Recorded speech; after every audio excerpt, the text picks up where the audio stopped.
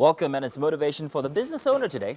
If you're just joining us, well, this is time for our motivation segment. And today we have Mr. Gabriel Balogun in the house with us. You are welcome. Thank you very much. Thank you for having me. He is when it comes to business, the business motivational speaker, let me put it that way. So you guys are welcome to even perhaps maybe after the show ask him specific questions regarding your businesses. Welcome, man. Good to have you here. Thank you. Very timely, our topic today, because there are a lot Yeah. of businesses and business owners out there who need motivation today, especially with everything that Nigeria is going through. And not just that, you also have to battle the fact that I need to keep my business above, head above water.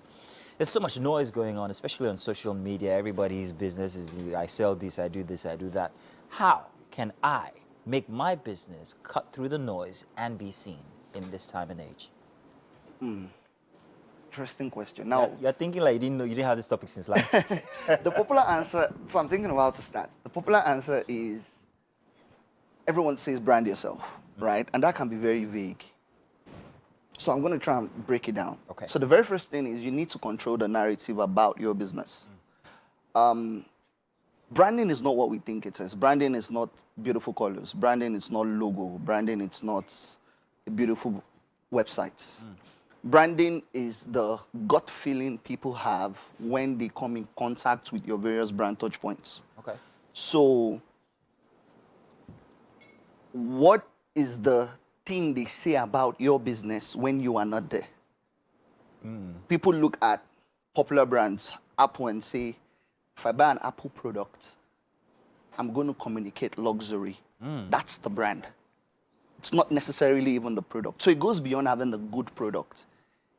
You need to control the narrative. And when you see the most popular brands or businesses in the world, there's a way they tell stories. You look at Pepsi and they use the biggest of the biggest stars, communicating that when you have massive events, Pepsi is your go-to brand.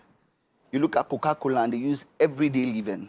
You're going to eat, you're going shopping, you're driving your car, and then it just communicates to you that when I'm tired, I just buy a Coke. I don't have to be special, right? So branding is the reputation of your business. That's the very first thing. And you have to use storytelling, conscious storytelling, to control that narrative. This is how I want you to see me. This is how I want you to perceive my business. This is how I want you to think of us. So you're stuck, for instance, Gabriel Balogun, you're stuck in your business. You need some form of out-of-the-box strategy. You think of Gabriel because he can help you groom your business.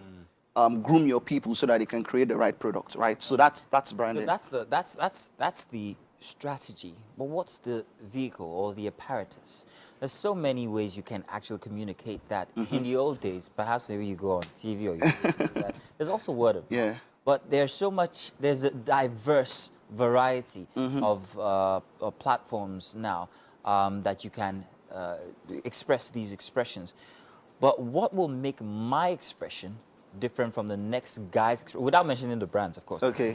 What will make my expression different from the next guy's expression and make mine stand out or push mine forward? If I can't use the colors, if I can't use like you mentioned from when you started, what is that one unique thing that will make me stand out from the next guy's expressions when he's trying to communicate about the brand personality of his product? All right, so I would advise that every brand invest in building a tribe. A tribe. A tribe. Now, what's the difference between a tribe and a community? A tribe is a collection of people who have the same problem and want the same solution. Okay. A community is a collection of tribes.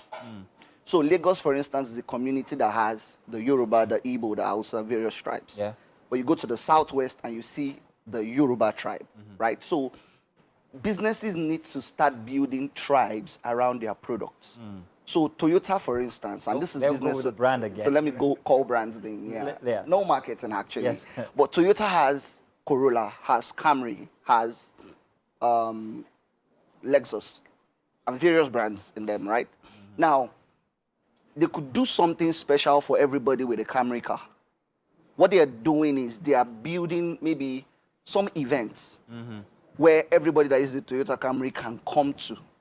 What they've done is that they've intentionally created a tribe for their business, Yeah. such that they can continually innovate on that Camry that will be unique to only the guys that drive Camry.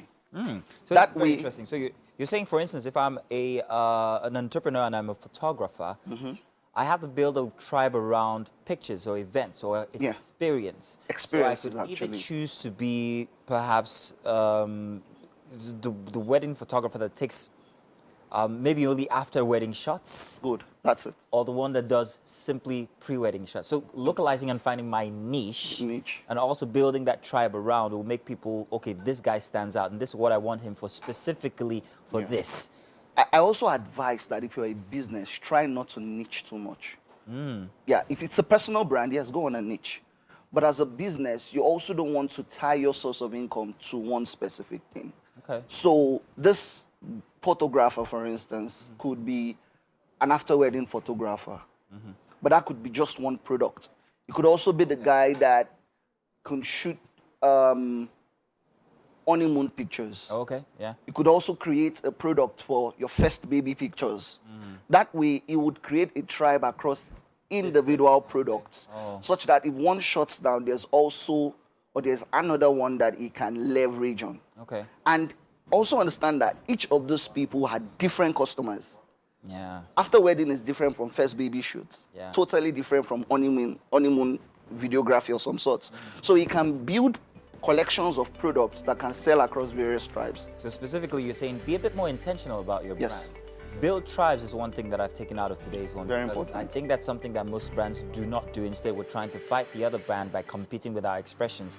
But if I can build a tribe of people who have a problem, create a solution for that problem around that tribe, conversations and everything going on there, then I would perhaps stand out as the one guy to go to if you have this.